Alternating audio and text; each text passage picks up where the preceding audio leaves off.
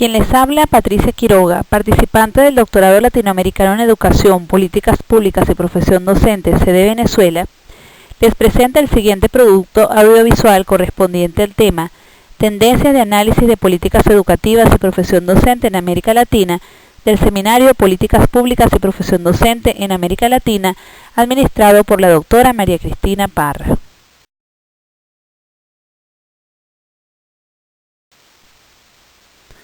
El mismo está organizado en tres partes. La primera responde a la pregunta: ¿cuáles son las tendencias de análisis de las políticas educativas? La segunda: ¿cuáles son los temas de análisis sobre las políticas educativas y la profesión docente en América Latina? En la tercera parte se presenta una síntesis del tema. Sobre el primer cuestionamiento, ¿cuáles son las tendencias de análisis de las políticas educativas? En la literatura consultada se puede ubicar una amplia gama de posibilidades para el análisis de las políticas educativas. Entre ellas se pueden destacar el análisis comparativo de los textos legales de un mismo país en momentos históricos diferentes o de textos legales que abarcan periodos de tiempo iguales o similares para países distintos. Esta propuesta metodológica se puede evidenciar en el trabajo de Giovine y Swaznavar, 2012, titulado Los textos legales como analizador de las políticas educativas, consideraciones teóricas metodológicas. En este documento, los autores valoran la vía del análisis político del discurso de la Escuela de Essex y la analítica de gobierno de Michel Foucault y los teóricos de la gubernamentalidad política. Otra posibilidad trata de la compilación de documentos que abordan políticas educativas y a partir de ellos realizar análisis. Una forma de análisis de los documentos es el empleo del enfoque de la cartografía social. Como ejemplo se tiene el artículo de Telo y Gorostiaga 2009 denominado El enfoque de la cartografía social para el análisis de debates sobre políticas educativas. Los autores describen esta metodología de análisis y la ejemplifican a través de tres investigaciones sobre los siguientes temas: descentralización escolar, globalización y educación en América Latina y política docente en América Latina. Esta metodología persigue complejizar cualquier tema propuesto, es decir, poner en evidencia las múltiples perspectivas que se tienen sobre el mismo para su mayor comprensión. Y de este modo podrá ser útil para quienes deben tomar decisiones, para evaluar fortalezas y debilidades en los argumentos y para repensar otras posibilidades. Una vía clásica de realizar análisis de políticas educativas es a través de la evaluación de datos numéricos. Obviamente, esto amerita contar con una data fiable. En este caso, se tiene como referencia la investigación el uso del coeficiente de Gini para analizar la distribución del abandono escolar entre las escuelas secundarias de la ciudad de Buenos Aires, aportes para examinar las desigualdades educativas en los grandes centros urbanos, llevada a cabo por Steinberg y Tófalo y presentada en el año 2012. La política evaluada fue la obligatoriedad de la educación secundaria y se tomó como caso particular la ciudad de Buenos Aires en Argentina. Este tipo de análisis usa datos cuantitativos, muestras definidas, permite cálculos, comparaciones basadas en resultados porcentuales. En el estudio citado fue posible establecer comparaciones entre los distritos escolares, entre sectores públicos y privados, por mencionar algunos. Los tres ejemplos precedentes dan cuenta de la diversidad de posibilidades para realizar análisis en materia de políticas educativas. Ahora bien, Espinosa 2014 cita a Adams, Key y Lee para explicar las tres perspectivas propuestas por los autores para la evaluación de la política educacional. La primera es la retórica de la política.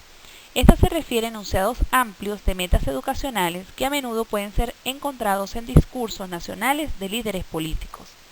La segunda, las políticas consagradas legalmente, son los decretos o leyes que definen estándares explícitos y orientaciones para el sector educación. Y la tercera, trata de las políticas efectivamente implementadas y son aquellas legalmente impulsadas, modificadas o sin modificar, que se traducen en acciones concretas a través de cambios sistemáticos y programados. El mismo investigador, Espinosa 2014, hace referencia a los procedimientos para hacer análisis de políticas, propuestos por Dunn. Estos son 5. El primero es identificar el problema que busca solucionar la política. Consiste en visualizar los supuestos que subyacen al problema, diagnosticando sus causas y sintetizando las distintas perspectivas que pudieran existir sobre el tema. Este procedimiento permite producir información relevante acerca de las condiciones que dan origen al problema. Una segunda vía es proyectar futuras políticas. Consiste en estimar las consecuencias de políticas existentes y propuestas, especificar probables restricciones futuras que podrían afectar el logro de los objetivos perseguidos y estimar la factibilidad política, apoyo y oposición de las distintas opciones. Este procedimiento proporciona información acerca de consecuencias futuras que conllevaría a actuar en base a políticas alternativas, incluyendo no hacer nada. Una tercera vía consiste en recomendar acciones ligadas a una política determinada. Se trata de generar conocimiento relevante acerca de los beneficios y costos de una política y de políticas alternativas a ella que permita a quienes hacen políticas adoptar la más apropiada. Este procedimiento permite estimar niveles de riesgo e incertidumbre, identificar externalidades, especificar criterios para la toma de decisiones y asignar responsabilidades administrativas para la implementación de políticas.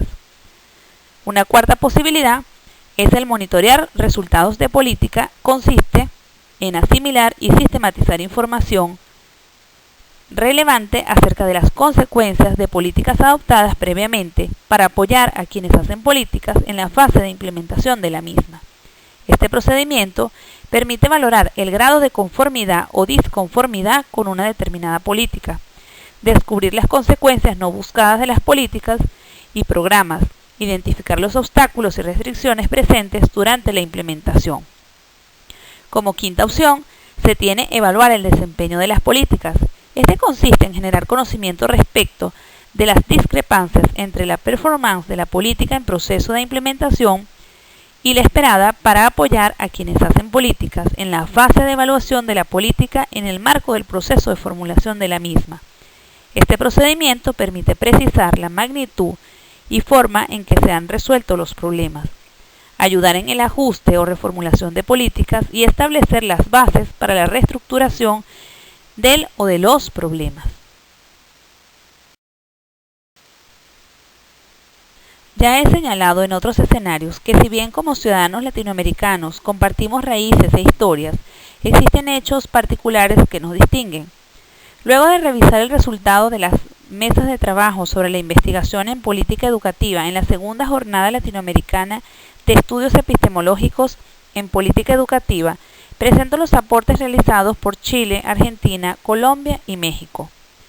Espinosa 2014 sostiene que Chile no ha generado políticas educativas desde la década de los 80.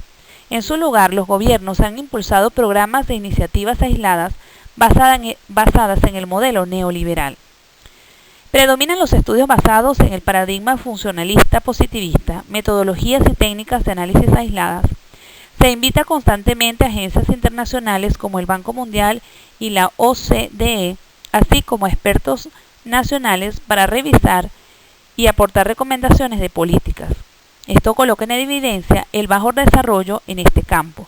Los temas principalmente revisados en Chile son desarrollo y evolución del sistema de educación superior, tasa de retorno social y privada, formación docente, evaluación de los aprendizajes en el sistema escolar, gestión escolar y universitaria, liderazgo de equipos directivos, convivencia escolar, sistema de vouchers y competitividad, acceso y equidad a la educación superior y rendición de cuentas.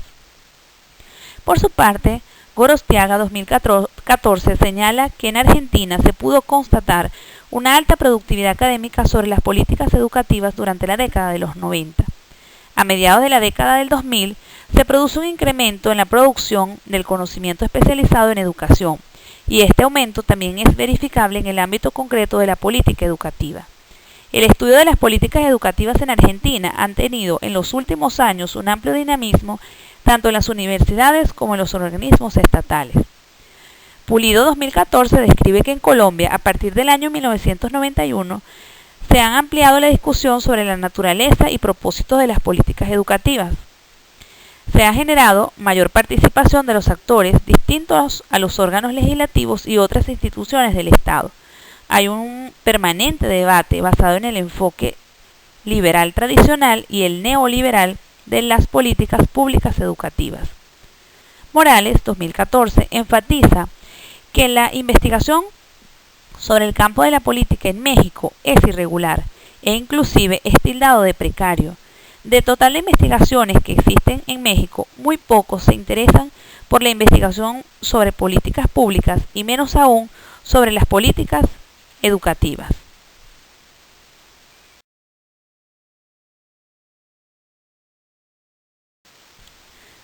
Pasemos a la segunda pregunta del tema que nos ocupa.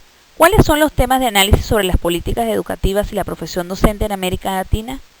Sobre esto, Ábalos, Cavada, Pando y Sotomayor 2010 realizaron una revisión para conocer los temas y debates sobre la profesión docente contenidos en la literatura internacional.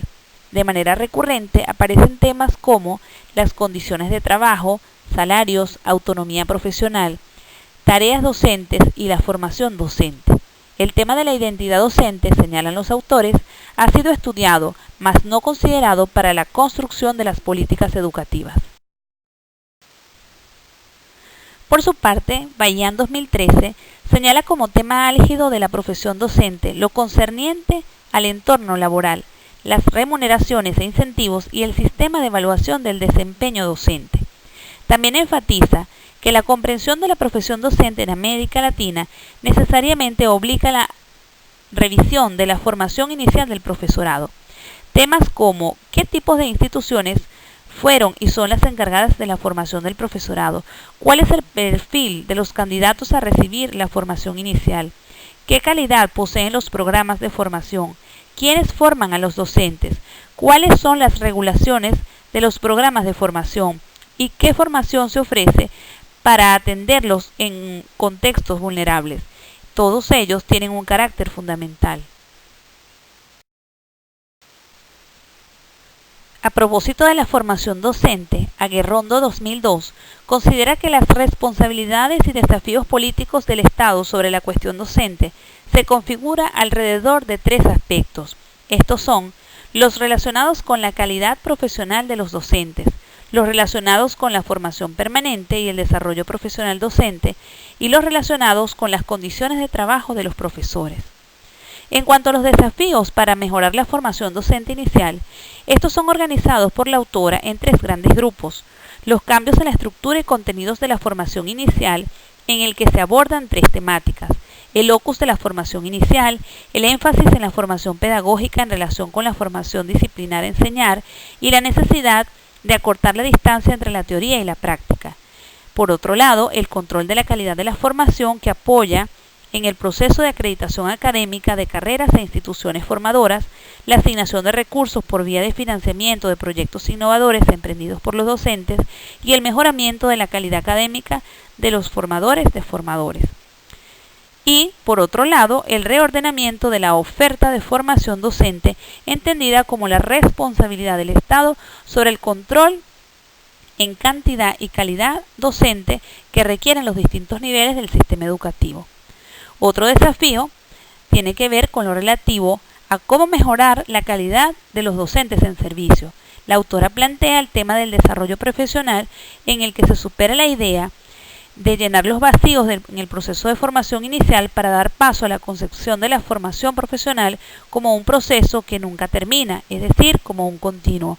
Se abre un abanico de posibilidades de formación continua que incluyen el aprendizaje.